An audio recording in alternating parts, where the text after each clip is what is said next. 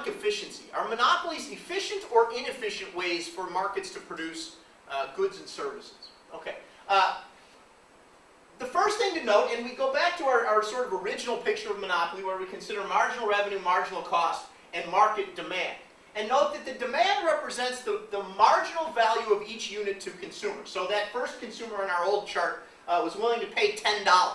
The second consumer was willing to pay 9, 8, 7, 6, 5.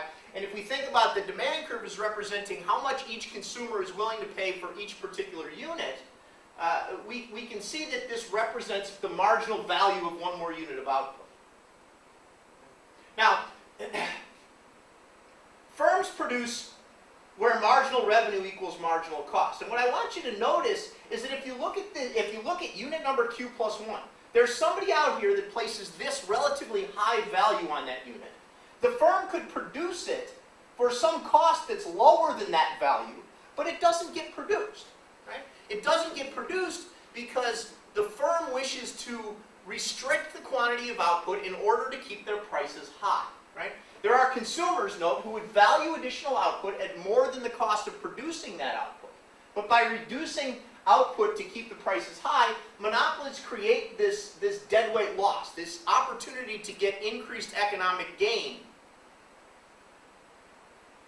And that reduces economic efficiency. It creates economic inefficiency.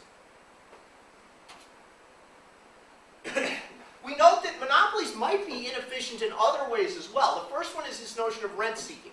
We saw that monopolists could figure out ways to, monopolists could earn positive economic profits in equilibrium. Right? So one way that we might think that monopolists could be inefficient is by seeking ways to put up entry barriers, seeking ways to require licensing, for instance. Speaking of the casinos in Illinois, the casinos in Illinois right now are lobbying very hard to make sure that the state doesn't license 5 new casinos in the state.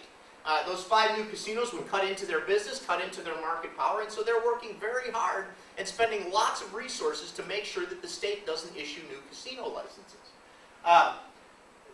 This is essentially an entry barrier to protect those monopoly profits, but this is a waste of resources. Lobbying the government isn't creating anything of value.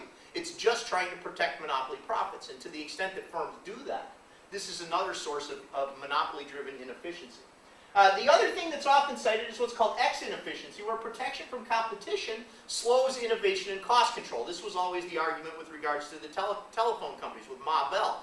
That Ma Bell never innovated because Ma Bell didn't have to innovate. There was no way that anybody could come in and compete with them. And people cite this very often as a source of inefficiency that comes out of monopoly. They're just slower to innovate, slower to develop new products, slower to keep up with changing market demands.